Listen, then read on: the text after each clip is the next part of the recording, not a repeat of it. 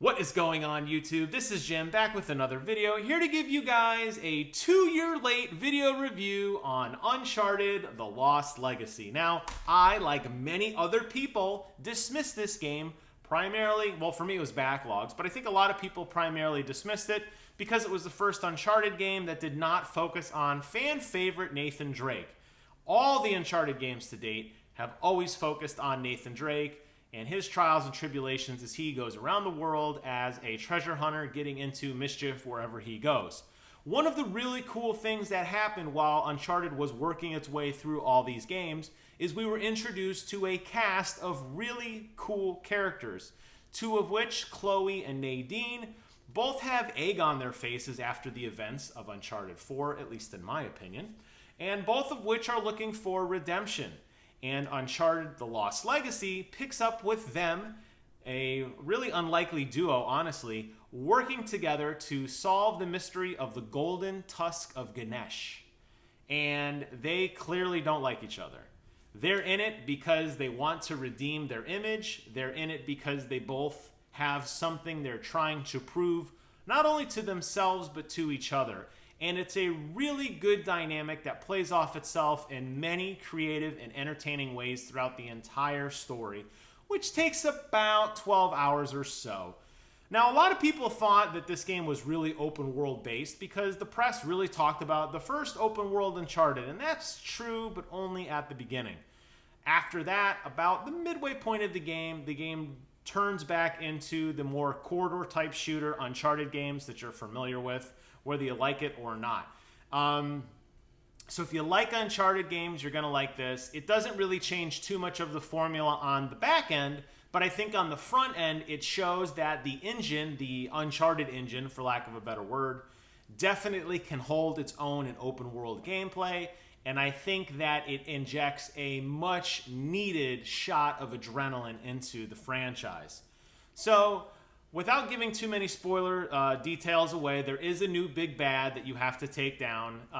He is trying to get the tusk for evil reasons. You're trying to get it for more personal family reasons, which will be explored significantly throughout the story. Chloe has never been much of a fighter. And this game, although it kind of breaks its own lore in the sense when you're rolling around using that awesome combat system and picking up guns and shooting people on the fly and, you know, the 360 no scopes and all that kind of stuff. Even though that's the mechanic of playing the game, the lore of the game is that Chloe has never been much of a fighter. And that's why she hires Nadine, who's the muscle. And Nadine's going to be the one who helps you push through things. And the combat is awesome because you do have a lot of great firefights. But Nadine can hold her own, and if you give it enough time, Nadine can most likely clear out most things for you. So I feel like the entry point into this game in terms of skill is reduced because Nadine is a very competent fighter, and she will do things that are really awesome. And I feel like they really tried. If this game was like a tech demo almost, I feel like they upped the AI just to see like how powerful could they make AI. That's not to say this game plays itself. It definitely does not. All of the puzzles and platforming and all that kind of stuff squarely falls on your shoulders as Chloe. That said, Nadine is definitely a ruthless aggressor in this game, and it was really cool. You were almost like playing co-op with somebody who knew what they were doing, and I loved it. So, as you go around in the first portion of the game, you have to drive around this open world. You get a Jeep, the same Jeep that you had in the previous Uncharted game. You saw it a lot in 4 with the winch and driving through mud and water and wildlife, looking for treasures and clues to try to open up this area, which leads you to the second portion of the game, as I mentioned, which is more corridor-based.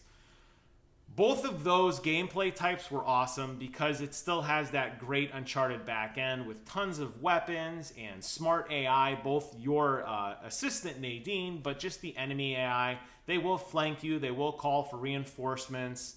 They will take very strong defensive positions. They'll flush you out with grenades. They'll flush you out with random shots.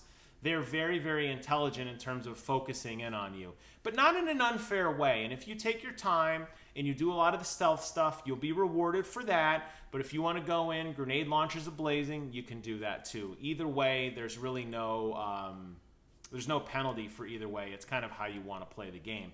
And I like that it gives you that freedom.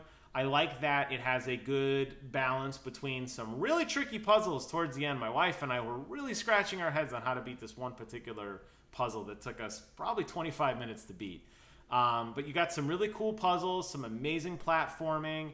They did a lot of fixed camera angle stuff, where as you are moving your character, the camera stays locked and your character gets smaller and it pans out and it shows you just how big the structures and just how big the world around you is. Makes you feel really small and insignificant. So it's got a really good sense of scale. There's a lot of treasures, there's a lot of collectibles, there's optional dialogue, and you're going to meet some really cool, familiar faces along the way. If you haven't played some of the other Uncharted games, you may not really understand why there's some built-in tension between some of these other characters that you stumble across, but as a fan, it was very rewarding, and it was like, oh, I know this person, I understand why this is happening, and I thought it had a really cool touch to it. So included in this game also is the multiplayer element, which isn't anything new, but I feel like it kind of re-brings multiplayer back up to the forefront. A lot of people like myself bought Uncharted 4, played a game, and put it down. But the multiplayer is definitely something not to scoff at. There's some really creative modes in there. You're going to get a lot of customization. You can play by yourself. You can play with friends. And there's like a bunch of different modes. There's your standard team deathmatch. There is treasure hunt mode, where you have to run around and collect treasures before time runs out. There's basically a horde mode, where just wave after wave of enemy comes at you. There's a capture the flag, like a control point mode.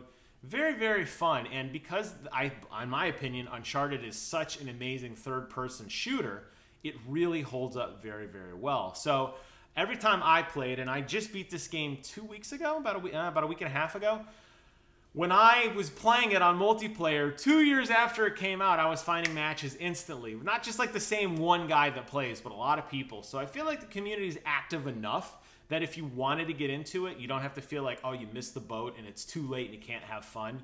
So I feel like because it's that same multiplayer that carried over from 4 to the Lost Legacy, there's definitely people who've been playing a long time that are very, very high level. There's also, younger players like myself that are kind of coming in, level 1, just carrying a rock kind of thing, like, hey, we're ready to fight. But you'll quickly figure out what's going on, and I think you'll have a lot of fun with it.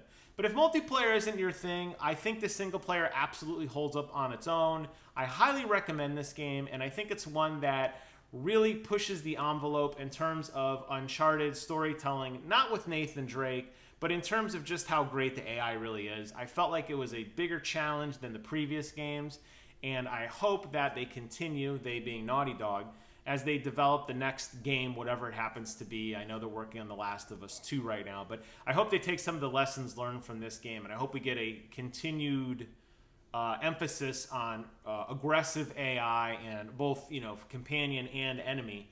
And I think that it makes the world feel much more fleshed out. So, highly recommend this game. The name of the game, Uncharted: The Lost Legacy. You can pick it up probably super cheap now. Don't pass up on this one. As always, I want to thank you guys so much for watching. Hope you guys enjoyed the 2-year late video review. And until next time, I will see you guys on the other side.